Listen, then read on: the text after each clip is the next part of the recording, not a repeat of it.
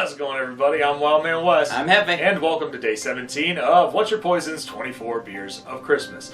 Now, yesterday's beer was a little lackluster, so to speak, for Hefe especially, but let's hope today we have something a little more cheerier, a little bit more merrier, and something that'll warm our hearts, as well as our alcohol content. Yes. Jinx. Jinx. All You owe right. me a Coke. Not only you, Coke. Let's see. Oh, come on. Ah. Ooh, let's see. We have from Little Beaver Brewery from Bloomington boy. Normal. 'Tis the Season. It's a cream ale with cranberry, almond, and vanilla. This one. I'm down. Yeah, I'm down too. I'm down. Let's see. Let me see if they got the ABV on this one. Come on, you gotta show me it somewhere. Where are you at? Where are you at? I know They don't always do that. I'm not that blind, though, mother. No, he does. Little Beaver doesn't always do that. To be fair. To be fair. No, they don't. So I have no idea what to expect, but I mean, Little I don't Beaver. know. Well, to what I remember from a lot of Little Beaver Brewery, their ABVs are a little high. They can be a little high. The last few that we've had are a little high. I have one at my bar right now. It's called Holly Jolly from Little Beaver, and it is a white stout made with white chocolate and peppermint. Oh, It's weird, but it's 10%. fair enough. So it's a weird 10%. Well, let's see how boozy this one is. I'm gonna guess right up the middle. I'm gonna say probably 6. But 6. Okay. Ooh, cranberry cream ale. Oh, that looks Oh. nice.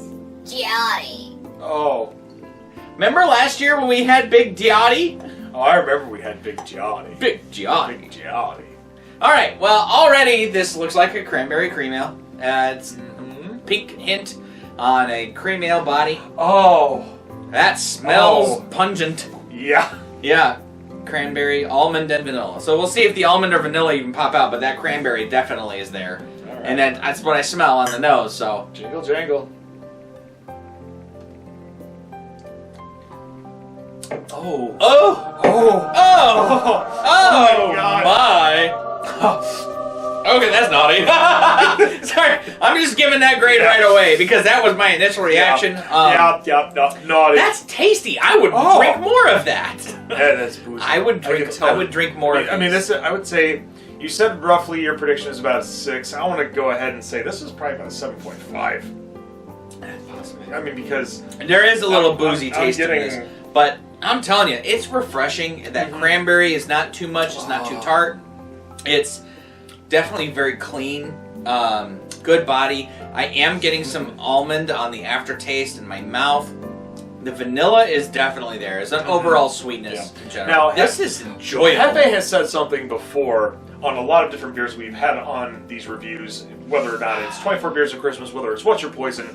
This is definitely one of those beers that non-beer drinkers should try. Yeah, for sure. Because literally, I think they would enjoy this one because it definitely has because like a lot of sours can kind of have that like bubbly or wine flavor to it or components. And honestly, this is naughty. I'm telling you, man, this is so funny to me when a brewery comes out with more than one Christmas beer. Because Christmas beers are hard enough to sell after Christmas. But I would drink this after Christmas. This is really I drink tasty. this all year round. Yeah, if they made this year round, I would definitely For something drink this naughty? This is Oh, really yeah. good, yeah.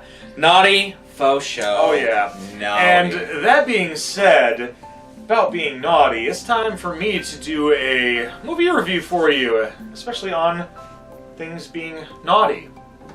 Today, I'm going to be reviewing Michael Dougherty's 2015 dark comedy, Krampus. Krampus, step on my neck! Oh, naughty, naughty, naughty. No, I mean, literally, this one separates the good horror movies. Like this can separate, Santa's Slay from being okay to Silent Night, Deadly Night being crap.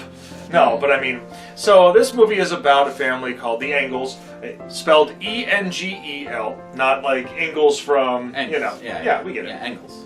Very German. So we have Tom, Sarah, Beth, Max, and Tom's mother, Omi.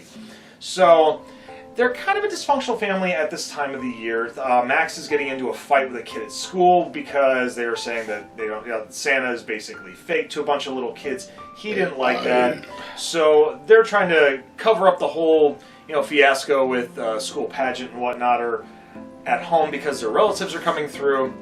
The extended family comes in, where it's Sarah's sister Linda with her husband Howard, their kids Stevie, Jordan Howie Jr. and little Chrissy.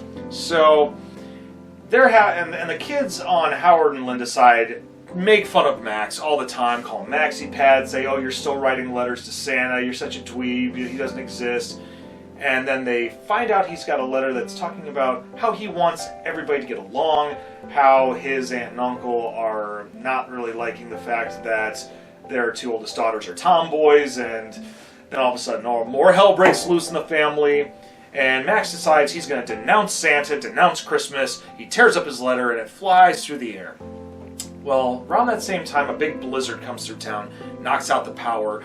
His sister Beth is wanting to talk to her boyfriend and see if he's okay. She goes outside in this blizzard, and a shadowy, ominous figure attacks her. To the point where a giant jack-in-the-box kidnaps her. Gone. Don't know what's going on. Giant jack-in-the-box kidnaps her. Yes. Well, when both the fathers decide they're going to investigate to see where Beth is, they get attacked by a shadowy, ominous creature. They come back, board up the house, and Tom's mom, Omi, tells a story about Krampus, an Austro-Bavarian demon folklore about the shadow of St. Nicholas, the man who doesn't come to give, but to take. Not for the nice, but for the naughty. And she had an encounter when she was a little girl, and Krampus took her family away and left her with a little bauble, this little metal ornament with his name on it. And so they're all, cloistered into the house where it's all boarded up. Well, the fire goes out, which is a bad omen for when it comes to Krampus. You're supposed to always keep the fire going. That way he cannot come through your chimney and kidnap bad children or bad adults. Well, one by one, the family is being abducted by either crazy gingerbread men, elves, or, even the Jack-in-the-Box is also known as Der Clown. Big clown Jack-in-the-Box. Der Clown. Who has this big kind of predatorish, mouth. Oh, wow. Like the one, you big ugly motherfucker type. Yeah, well, as they're being abducted one by one, Max realizes he needs to confront Krampus head on and apologize for losing the faith and the spirit of Christmas, because that is what brings Krampus along. That what brings the energy of him, the anger, this all loss of hope. So Max apologizes, but it's a little too late, and Krampus throws him into the underworld, where soon after Max wakes up and it was all a dream. Everybody's okay, and he sits down with the family, but his Christmas present is a little metal bauble with the name Krampus, and the family starts to remember the hell they ensued. That's pretty much the movie. Interesting movie, I will say. So it's a psychological thing? Like it's psychological punishment? Oh, yeah, very psychological. But okay. But at the same time, it's just like with what goes on in this movie. Time to talk about what I like and what I don't like. The cast alone is great. With the family, especially you've got Adam Scott playing Tom. He's kind of. I love Adam Scott. He's fun. He's great in what he does. And then Toni Collette plays his wife, Sarah, and then David Koechner plays the brother-in-law Howard. He is great in everything he does. I still love him in Scout's Guide to the Zombie Apocalypse. Sure. And let's see, thank you for not smoking, or thank you for smoking. I'm trying to remember exactly how I haven't watched that movie. Thank you for smoking. Yeah, thank you for smoking. I love that movie. You got MJ Anthony playing Max. I'm trying to remember everything that he's been in, but he does a really good role as the younger brother having to deal with this horror. And the whole ensemble cast is great. I love the opening of the movie because it starts off in a shopping mall where everybody is just beating the shit out of each other trying to grab presents. And literally, it's just like it's like everything that Black Friday after Thanksgiving has to offer. It does. And the whole time you're hearing Bing Crosby's "It's beginning to look a lot like Christmas." Yes. In our case, we would probably be saying it's beginning to look a lot like "fuck this." But anyways, I love how the special effects with the demonic gingerbread men and Derek Clown and everything. It's very Sam Raimi-esque. Like at one point I'm like, am I watching Krampus or Evil Dead? Because this is really hilarious. Because I mean, it is a dark comedy. I mean, Sure. I mean, at one point, one of the kids gets abducted or lured to the chimney by a gingerbread man on a hook. And he bites into it, and then all of a sudden the gingerbread man comes alive and is like, ah! And all of a sudden he's basically like, ha, motherfucker, gotcha. Wraps him up in chains and drags him up through the chimney. So yeah, fun, nice jump scare. Now it's time to talk about what I don't like. There are two specific things that I do not like about this movie. First off, the ending. It was a dream. A dream. Yeah. He wakes up, oh, it's all a dream. It's like a ha-ha, gotcha. I mean, it's like literally, it's like mixing like a Christmas Carol with Nightmare on Elm Street and all this stuff. But then, of course, you know, that fake out where he gets the bauble and everybody slowly remembers what happens. Okay, I get it, but at the same time, it's just like, come on. We went through this roller coaster ride. We've seen the Freddy Krueger psych out before. Don't bullshit us. Yeah. The other thing is, this dark comedy was also a PG-13 rating. So there are moments where people are swearing. And at one point, David Koechner and the actress playing his wife, let's see, it's like Alison Tolman, they're literally going like, what the F? Stop being an a-hole. And I'm like, they've already broken the fuck barrier in this movie. They broke the shit barrier in the movie. They broke the teenagers smoking pot. I'm thinking, come on. So apart from all that, honestly, I still love the movie. It's great. It was a great roller coaster ride. I was laughing. There were moments where I was like, holy crap, that was freaky. I'm going to go ahead. I'm going to give this one a solid A. This one's very, very good. Honestly, I was more impressed with your description of the film than I expected to be. But I definitely want to watch this movie. I mean, I want to watch it. I mean, just the ensemble cast is great. The special effects with everything going on in it. And just the atmosphere alone is just great.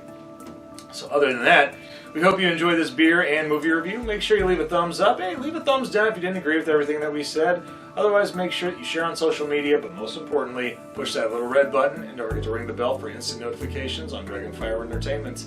Until then, I'm Wildman West. I'm Hefe. And we'll see you tomorrow for day 18 of What's Your Poison's 24 Beers of Christmas. Stay naughty.